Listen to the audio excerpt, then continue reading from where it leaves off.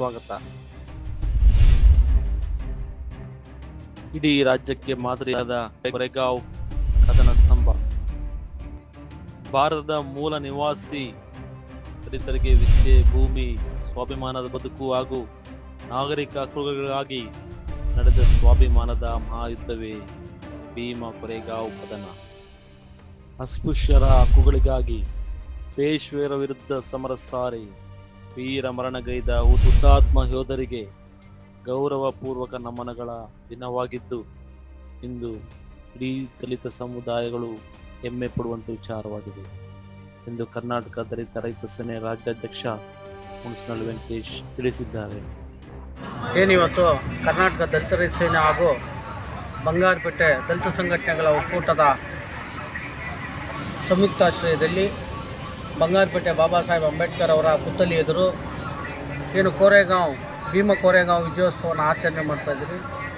ಇವತ್ತು ನೀವು ಕಾಣ್ಬೋದು, ಬಾಬಾ ಸಾಹೇಬ್ ಅಂಬೇಡ್ಕರ್ ಅವರ ಪ್ರತಿಮೆ ಪಕ್ಕದಲ್ಲಿ ನಾವು ಕೊರೆಗಾಂವ್ ವಿಜಯೋತ್ಸವದ ಒಂದು ಸ್ತಂಭವನ್ನು ಪ್ರತಿಷ್ಠಾಪಿಸಿ ಈ ಒಂದು ವಿಜಯೋತ್ಸವವನ್ನು ಆಚರಣೆ ಮಾಡ್ತಾಯಿದ್ದೀರಿ.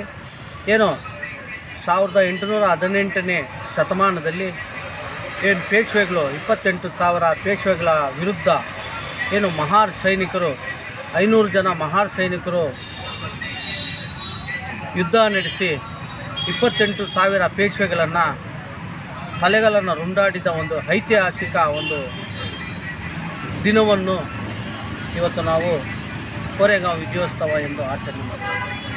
ಇವತ್ತು ಭಾರತ ದೇಶದಲ್ಲಿ ಅಸ್ಪೃಶ್ಯ ಜನಾಂಗದ ಇತಿಹಾಸವನ್ನು ಮರೆಮಾಚ್ತಾರೆ.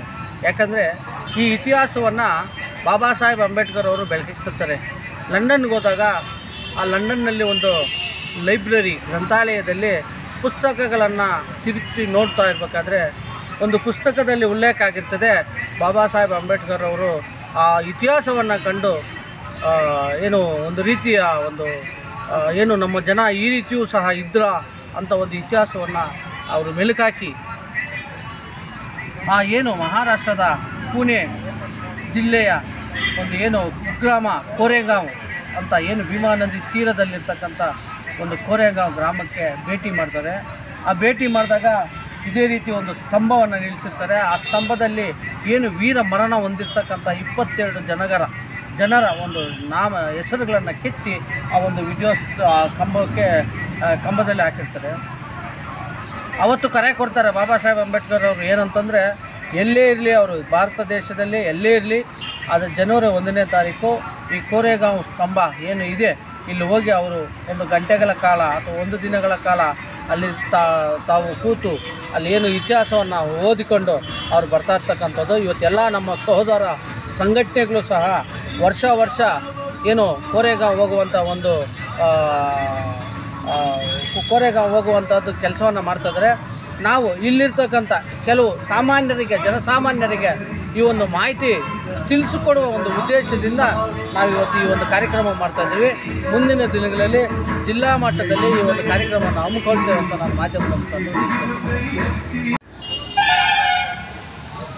ಈ ಒಂದು ವಿಚಾರವಾಗಿ ಅಸ್ಪೃಶ್ಯತೆ ಮತ್ತು ಸ್ವಾಭಿಮಾನ ಘನತೆಗಾಗಿ ನಡೆದಂಥ ಈ ಒಂದು ಪೇಶ್ವೆ ಮತ್ತು ಮಹಾರ್ ಸೈನಿಕರ ನಡೆದಂಥ 1818ರಲ್ಲಿ ಈ ಒಂದು ಕದನ ನಡೀತದೆ. ಎಲ್ಲೇ ಅಂದರೆ ಮಹಾರಾಷ್ಟ್ರದ ಪೂನಾದ ಭೀಮಾ ನದಿಯ ತೀರದಲ್ಲಿ ಸುಮಾರು 12 ಗಂಟೆಗಳ ಕಾಲ ಸತತವಾಗಿ ಯುದ್ಧ ನಡೀತದೆ. ಯಾರಿಗಪ್ಪ ಅಂತಂದರೆ ಪೇಶ್ವೆ ವರ್ಸಸ್ ಮಹಾರ್ ಸೈನಿಕರು. ಅವರು 28,000 ಜನ ಅಶ್ವದಳಗಳು, ಕತ್ತಿಗಳು, ಕಟಾರುಗಳು ಎಲ್ಲ ರೀತಿಯ ಒಂದು ಸೈನ್ಯವನ್ನು ಹೊಂದಿರತಕ್ಕಂಥ ಪೇಶ್ವೆಗಳು. ಹಾಗೆ ಕೇವಲ 500 ಜನಗಳು ಮಾತ್ರ ನಮ್ಮ ಮಹಾರ್ ಸೈನಿಕರು ಹೊಂದಿರ್ತಾರೆ. ಈ ಇಬ್ಬರ ನಡುವೆ 28,000 ಜನ ಮತ್ತು ದಲಿತರ 500 ಜನ ಸೇರಿ ಯುದ್ಧವನ್ನು ಮಾಡ್ತಾರೆ. ಅದರಲ್ಲಿ ಸುಮಾರು ಪೇಶ್ವೆಗಳು 5,000 ಜನ ಅಲ್ಲಿ ಸಾವನ್ನಪ್ತಾರೆ. ಜೊತೆಗೆ ನಮ್ಮಲ್ಲಿ 500 ಜನದಲ್ಲಿ 22 ಜನ ಅಲ್ಲಿ ಮರಣವನ್ನು ಹೊಂದ್ತಾರೆ. ಈ ಒಂದು ಐತಿಹಾಸಿಕ ಇರ್ತಕ್ಕಂಥ ಒಂದು ಯುದ್ಧವನ್ನು ಮಾಡ್ತಾರೆ.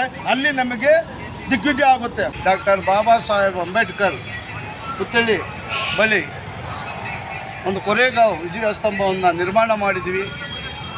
ಇದು ಇಡೀ ಜಿಲ್ಲೆಗೆ ರಾಜ್ಯಕ್ಕೆ ಮಾದರಿ ಆಗಬೇಕು.